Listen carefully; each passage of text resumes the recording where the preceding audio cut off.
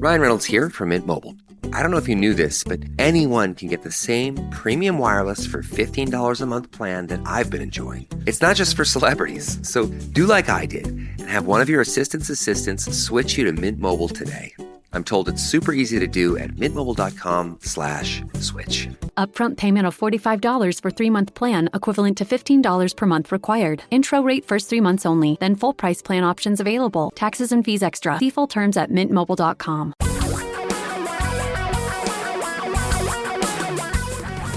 Reality radio for a really great future. We're talking real money. If it's Saturday, we must be talking real money. I'm Don McDonald, Tom Cock over there, and that's exactly what we're doing. We're talking money live on the radio and then later on a podcast, and you can get answers to those nagging financial questions at 855-935-TALK, 855-935-8255. It is really easy. And it is absolutely free, and we promise to give you straight answers to those important questions. And they get a copy of your book, right? Ones that I'm furiously signing. How's the right arm holding up?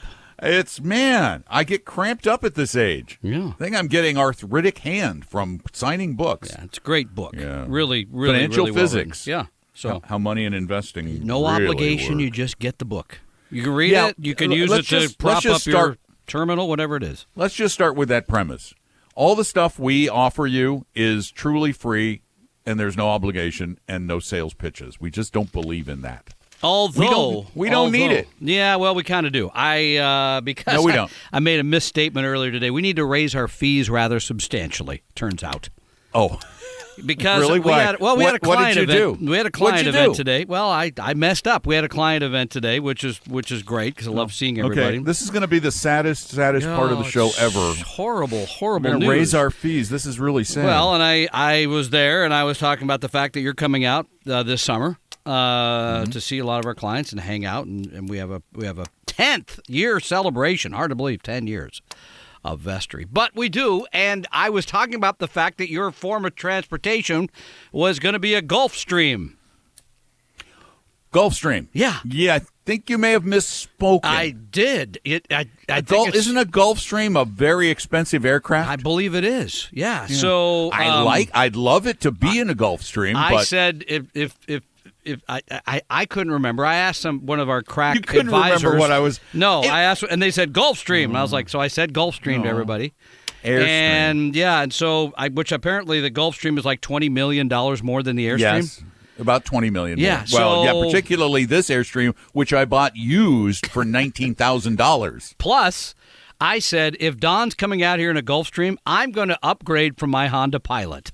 I just think I should. I mean, come on, that's not right. Or just get a pilot for your pilot. I think so. Somebody driving you should around. At least have a pilot. So to pay for the Gulfstream, I don't know what percentage increase we're going to have to do with our fees, but it's going to have to be dramatic. Dramatic. Pretty dramatic. Yeah. So we're going to have to go with like those 10% fees that some of those bad funds had. That one mutual fund that kept getting smaller and smaller and smaller, charging 10%, 31, 11%. No, they were in the 20s and 30s.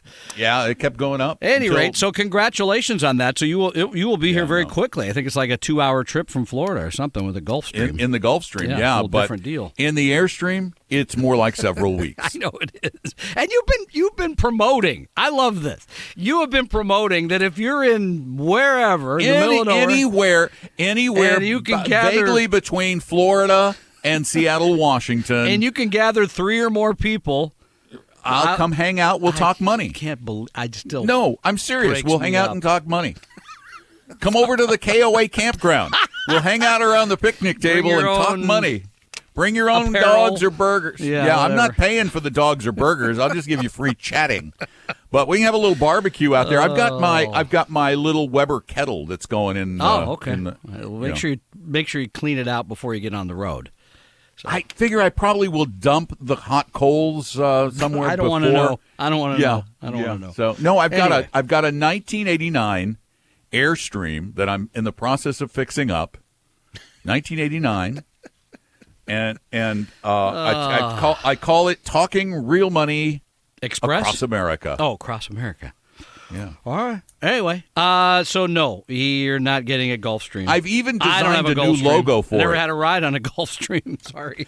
I had a walk on a Gulfstream, a G5 once. I had Wow. a friend who was a pilot for the Saudi royal family. Of course he was. And he used to be an Air Force pilot, and they hired him to be a pilot for the Saudi royal family. And one time he brought them to Disney World in Florida, and they were at the Orlando Executive Airport, and Tom says, "Hey, you want to come see a G5?" And I went, "Heck yeah!" So you have friends named Tom who are successful then. Exactly. That's- Well, no, he's the Honda pilot of the G5. Ah, okay, exactly. So You know, there he's the low budget guy in the whole picture. But they had a stewardess on board. This place, I there think was they a call bed them in the back. flight attendants now.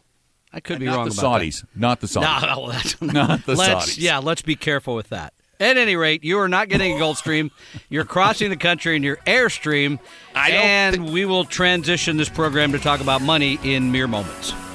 Well, there was money involved. that's true. $20 million Okay. for a More realistic money. $20 million for a plane, or $19 million for a silver trailer. $19 million for a silver trailer? $19,000. Oh my gosh. You're going crazy here. Oh, it's been a rough day. 855-935-TALK, the number. Give us a call. Tom and Don are talking real money. Do you know what your investment risk tolerance is? Take our free no-obligation risk quiz at talkingrealmoney.com. For your real life and real future, Tom and Don are talking real money. I just thought of this. Instead of live streaming Talking Real Money, I'll be air streaming Talking Real Money. Yeah, there's a lot of streams going on here. You'll be crossing Yeah. streams. Yeah. Stream of Creeks and- consciousness yeah, all stream the of- way. Yeah, a lot of. Yeah, wow. A lot going on. Anyway, you know what I'm going to do next week? I decided this is what I'm going to do. On Talking Real Money, I am going to put up a map of my route. You know, I wouldn't do that if I were you. Why? I think there might be a roadblock by the time you get to about Iowa, be my guess. They'd close you off and send you back. Yeah, I you don't know, think that's I've a good got- idea.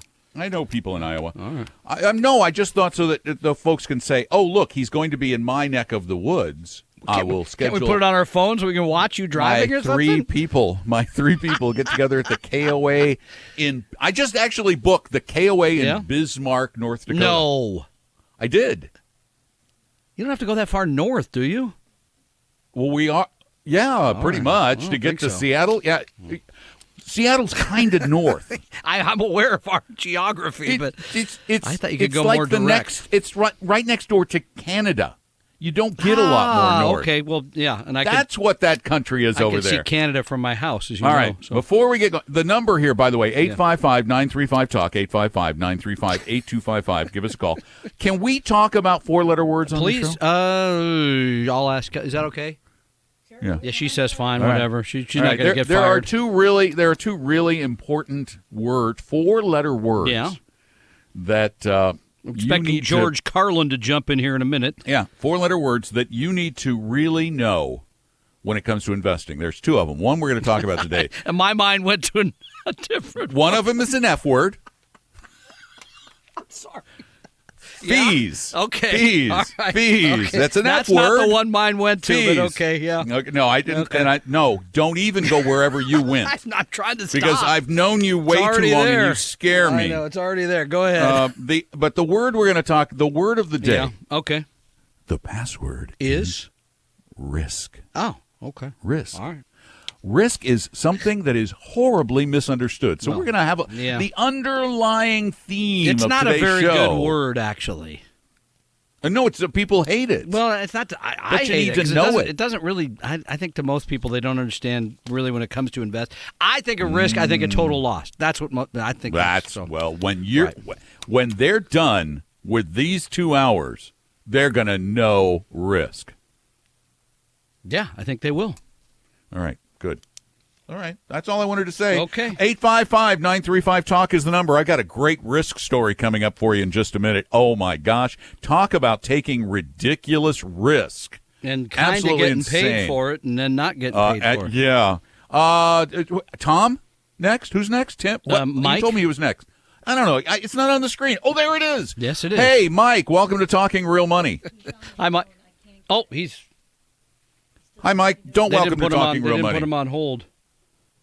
Oh, we have a new waving at screener our today? screener, Kevin, in there today, and he's new can't get it. screener. Is this his first time? No, he's done this before.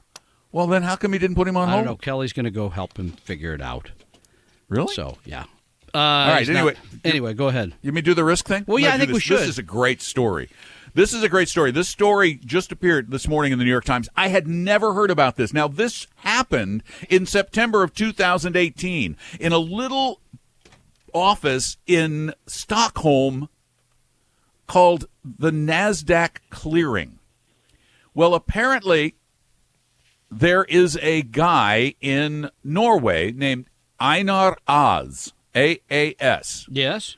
Einar Aas is Einar Aas. Come on That's now. a three-letter word. Yeah, keep going. He's the richest. He He was the richest guy in Norway. For a time. Right. Yeah. Now, Mr. Oz, or Oz. Just call him Oz.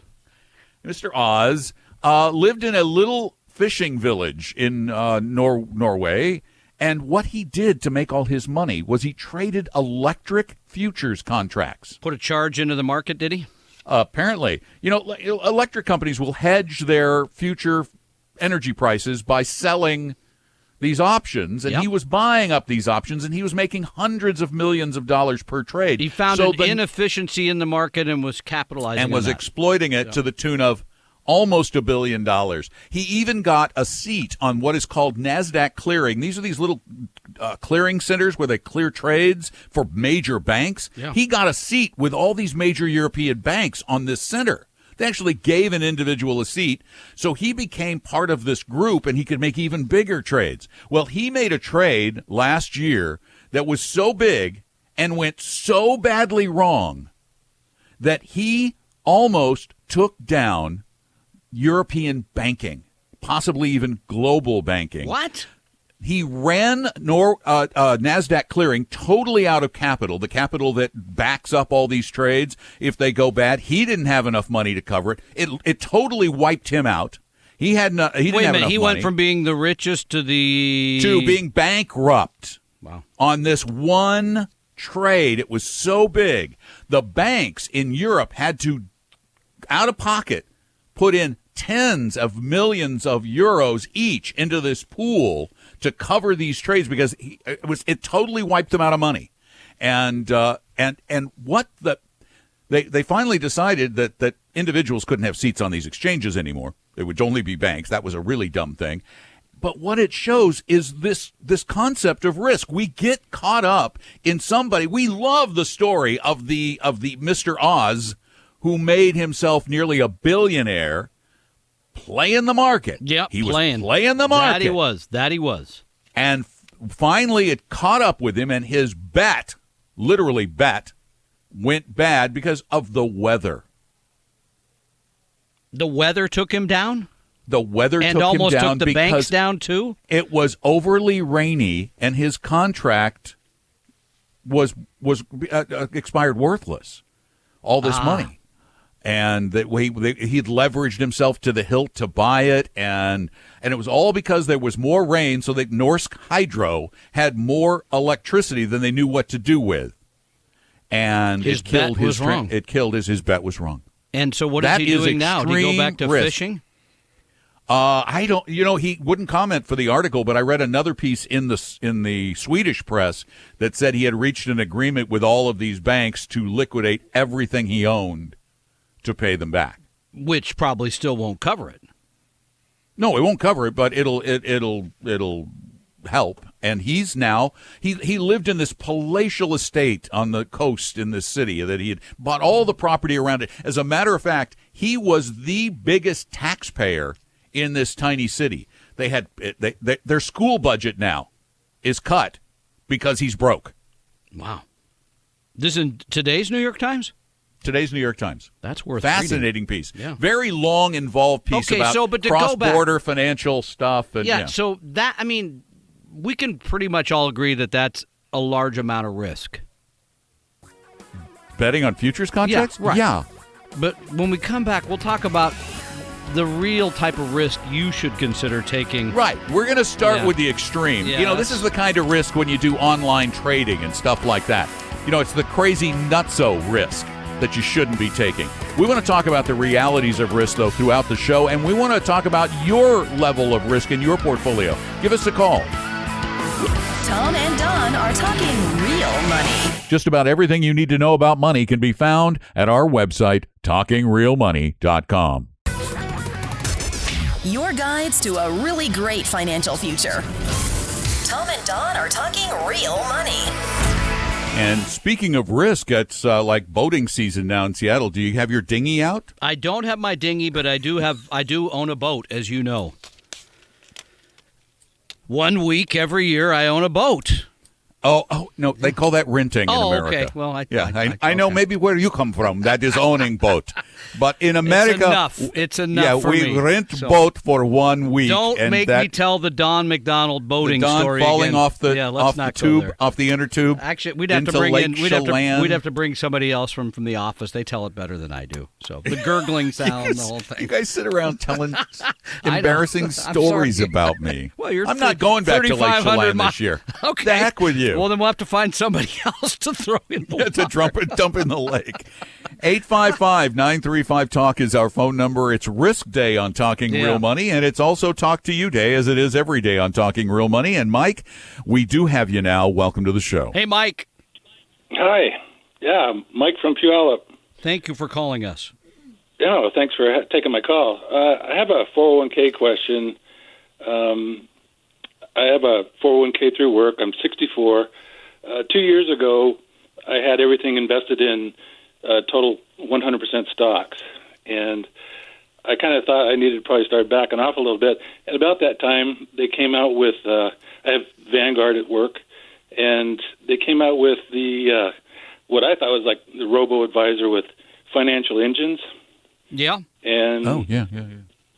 So I thought, well, they probably know a little bit more than I, and I knew that I needed to get into more probably bond exposure.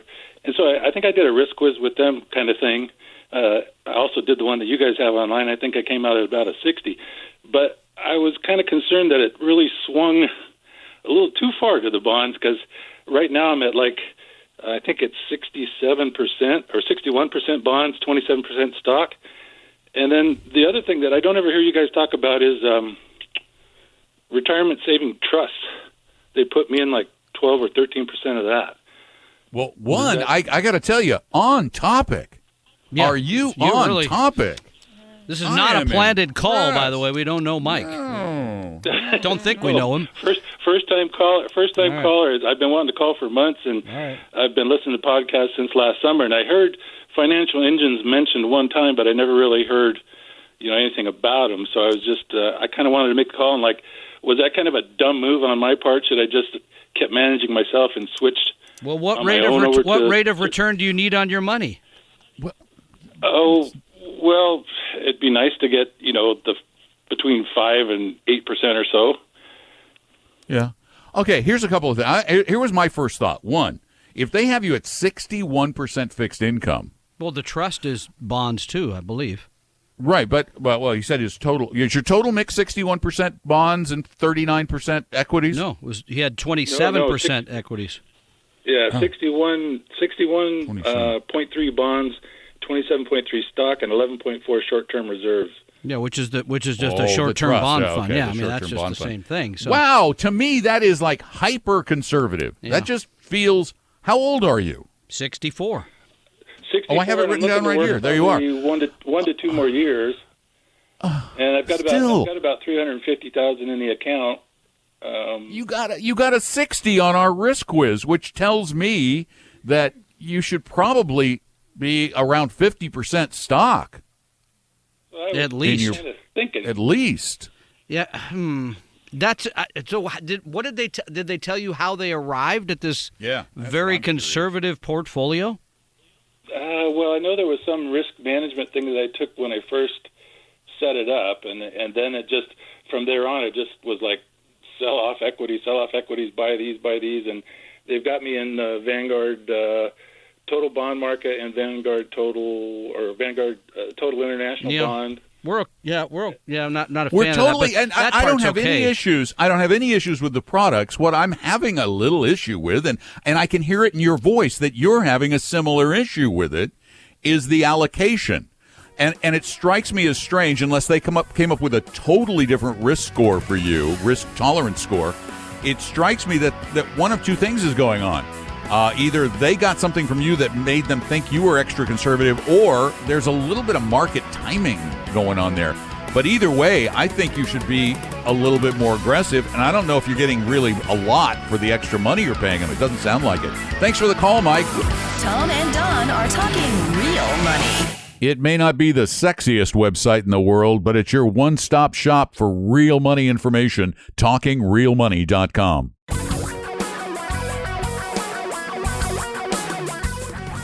Reality radio for a really great future.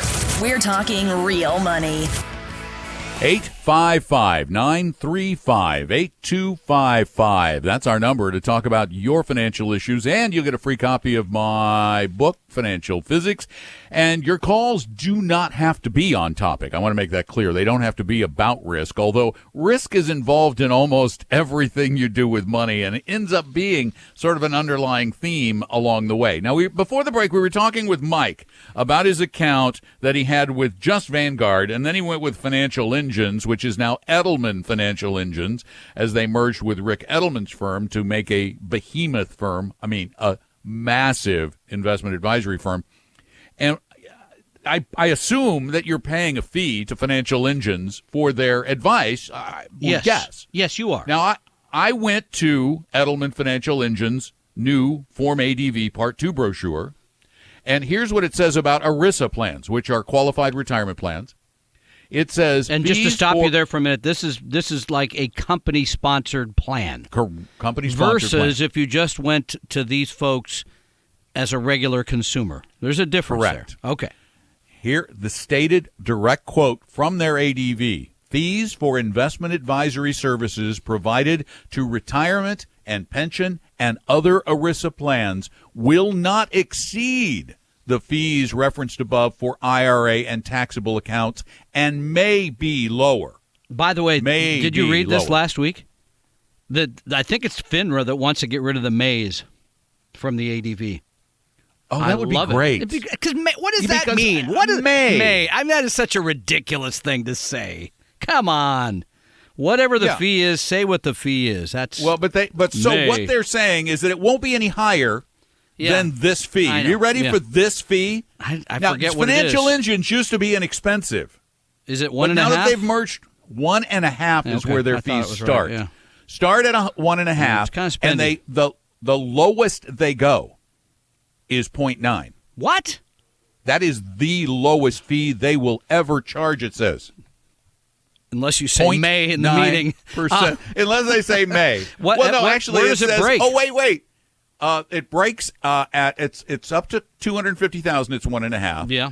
Then it's 1.3 on the next 250, and then it's 1.1 on the next 250, and then it's 1 on the next 250. So on $1 million, it's about 1.25, which is a little on the expensive side. Not outrageous. We've seen that, but and once you cross 1.25 million, then it's 0.9 flat. On everything, on every dollar. Which, again, is a little on the higher side. But, okay. Now, but wait. It says there are instances where a fee might be lower than the percentages listed you do some special things for them. Okay, so we really don't know what he's paying fees. He is paying fees. Yeah, no question. But, I mean, the question still, going back to Mike, and I know you poo-pooed this a little bit, but I look at the money this way. And I know you didn't like my question, but what rate of return do you need on the money? In other words, how much risk, how much volatility are you willing to handle? Because if you only need to make 5%, maybe they said, hey, you could be mostly in bonds. He said 5 to 8. And anybody who says mostly in bonds for a 5 to 8 gonna happen. is irresponsible, because 12% returns you cannot expect, on equities. If you're 100% in equities, even though they've happened in the past, No, I wouldn't expect it would that. be irresponsible for any advisor Yeah. anywhere, including Dave Ramsey, who's not an advisor, to say you can get 12% on your money by investing in stocks. Okay, then I'll hold it to you. Then in a 60-40, what rate of return do you expect moving forward? It's a total, I would be just guessing. Okay, what's your Guessing. guess?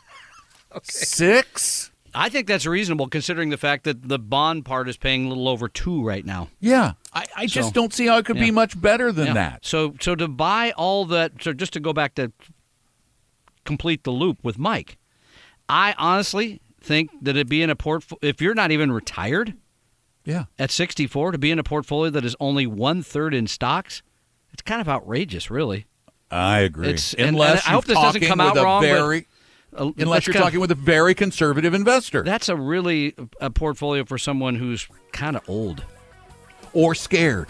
Yeah, who can't take any volatility. And that's a Nervous. portfolio my mother was in prior to her passing when she was 85. So And Anyway. this is one of the big points of our risk discussion, the word volatility. And that's what we want to talk about out of the break. We need you to rethink risk a little bit. You need to start, yes, you can think risk if you're buying a futures contract. That's okay. 855-935-TALK. Tom and Don are talking real money. Tom and I believe in helping everybody become a better investor. That's why we offer lots of free knowledge at TalkingRealMoney.com. For your real life and real future, Tom and Don are talking real money. Okay, today we're talking about RISK. It's a 4-letter word, risk. But it's not really what you should be worried. You should only be worried about RISK if you're doing RISKY things. yeah, and it would Like right. buying a stock Yeah, and we or a see futures this. contract.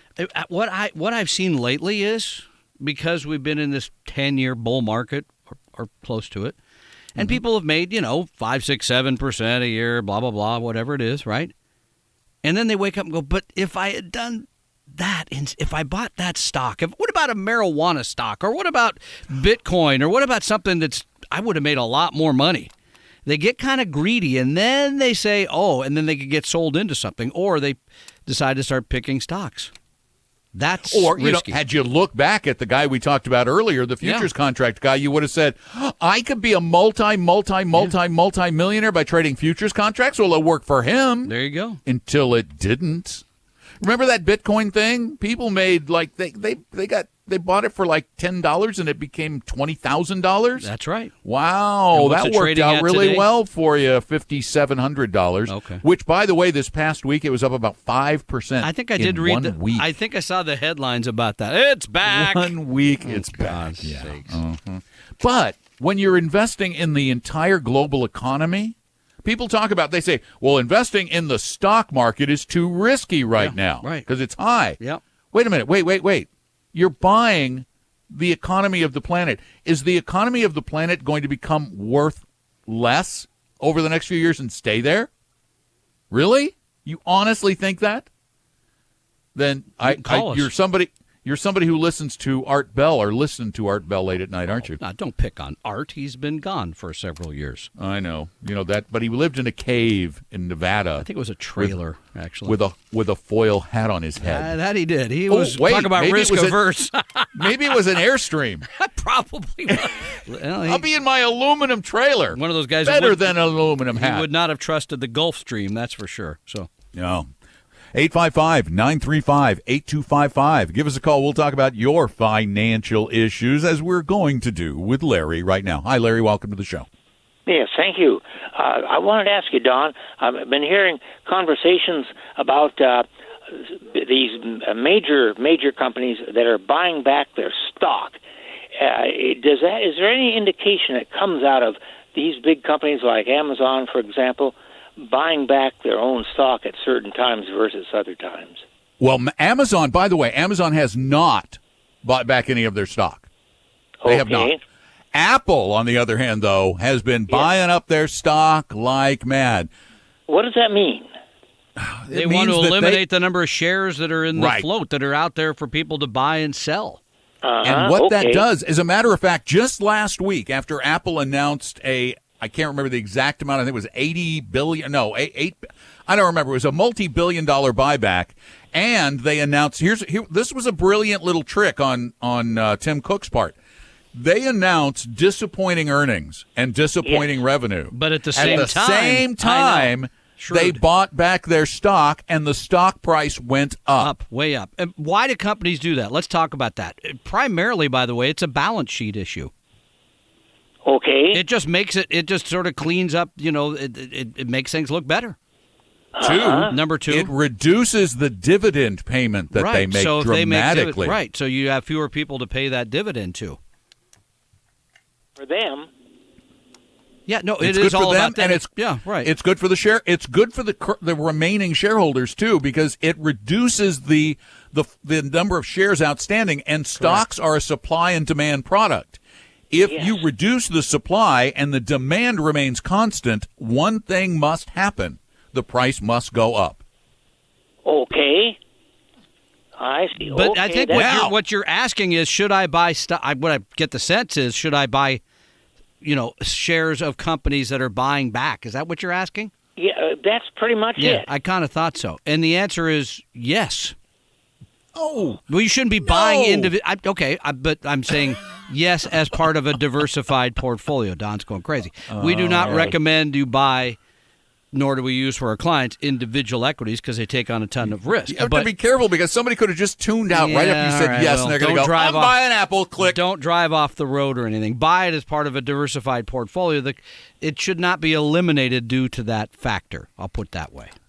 Now, is that better? Just for the other side of the argument, there is an argument made that economically it is bad for the country. Well, to have companies buying back their stock when instead, for example, Apple could have taken that tens of billions of dollars and put it into R&D on the new Apple car or something instead of just buying back shares. Buying back shares is sort of a safe, easy thing to do. And the other question that I think is bigger in some ways is the recently fewer number of companies that are traded publicly. That is a huge issue. That's a bigger issue. It's actually reducing the amount of investable assets for the public, for institutions and the public. Does that answer your question, Larry? Yeah, it sure does. I'm glad for a thorough explanation of that. I wondered what was going on and why. Thank you. Yeah, you're Thanks, welcome. Larry. They're sitting around a lot of money, and they want to, as I say, sort of clean things up. It really is the easiest thing. And Apple, they have so much money sitting around. Literally, they have money piled up in big piles. I'm gonna run by there later today. Over in Tim Cook's basement. He's stacking the bills. Stacking the bills up in the basement. Okay, I didn't mean literally. I meant fakely. I think they did fix up the one problem though about having all the money offshore, right? Because they cleaned that up with the tax. They did. They had a tax break bringing it back. Yeah, right. So they don't have all the money sitting in Ireland or wherever it always was. It was most of it was in Ireland. Man, green or something. I don't know what anyway. I was asking. And what they were doing is that they had so much of it, they were sewing it into clothes for St. Patrick's Day for the wearing of the green. Yeah, I'll take my hat, not the clothes. They're not. Do they? I don't think they even really celebrate St. Patrick's Day in Ireland. That's an American thing, from what I've read. So I think you're right. We're way past that. I think you're right. Do we have another holiday coming up? Oh, we do. Mother's Day. A week from tomorrow. Oh, come on now. My mom's not listening. What a fakey holiday. Oh, I'm gonna let him say that one. And I hate Father's Day too. You're not going to do anything for your wife on Mother's Day. She made me do something. Yeah, she said, you got to get me this for Mother's Day. I don't remember what it was, but it was something. So I always say, honey, you're not my mother. That never flown at my house. I'll tell you that much. Not for a minute. Not for one iota. I've been a talk show host longer than you. That's true. That's true. I'm more. You want to try squeeze another call in or to go to the top of the hour? Up to you. Oh, got to go to the top of the hour. Okay. We only have 1 minute. Okay. All right. But we can talk more about risk, which I think is important. Well, this is the question. And again, risk. I just don't like the word. I like volatility because that's really at the end of what you should be willing to take. Based on what we suggest people do, volatility is the appropriate word. But for far too many people, they think, they rightly should think about the possibility of losing everything when they buy individual stocks like Apple, when they when they bets on various markets, when they try to say, well, the market feels a little frothy right now, I don't think I'll get in. I think the risks are a bit too high. I'll wait this one out. Yeah, no, that's right. That's actually taking risk, not avoiding risk. Indeed, it is. Because most of the time stocks go up, folks. They do. They go up more than they go down, and that's pretty much financial physics in a nutshell. They got to go up more than they go down, because if they go down more than they go up, this is just common sense. What happens if the stocks of the entire planet go down more than they go up? World bankruptcy. Tom and Don are talking real money. Download the advisor interview form and find out if your advisor's a fiduciary at TalkingRealMoney.com. Your guides to a really great financial future. Tom and Don are talking real money. Our job is to help you understand money, investing, and retirement. Get it right so that it'll work for you. And we do that with our show you're listening to and with our classes. And next Saturday, very special Brunch Ed next Saturday morning in Bellevue, where I'll be talking about how to build a retirement portfolio, how to create retirement income, how to get the most from Social Security. Next Saturday morning, 9 a.m. in Bellevue. It's a special Brunch Ed, and you can register now by going to TalkingRealMoney.com. That is TalkingRealMoney.com. We hope you realize that the information provided on Talking Real Money is for educational and hopefully enjoyable purposes only. Providing personalized financial planning or investing advice takes time, so please consult with a really good fee-only fiduciary investment, tax, or legal advisor. We know a good one. Investing must always involve risk. In other words, you can and probably will lose money at times. Also, as much as you want it, no one can accurately and consistently predict the future. So past performance doesn't tell you a darn thing about what the future will bring. Unlike many other programs that say something similar, Talking Real Money is not trying to get you to buy or sell any financial products or securities. Instead, the program is provided as a public service by Vestry, a fee-only registered investment advisor. Thanks for listening, and please visit TalkingRealMoney.com for more information and disclosures. Are we done now?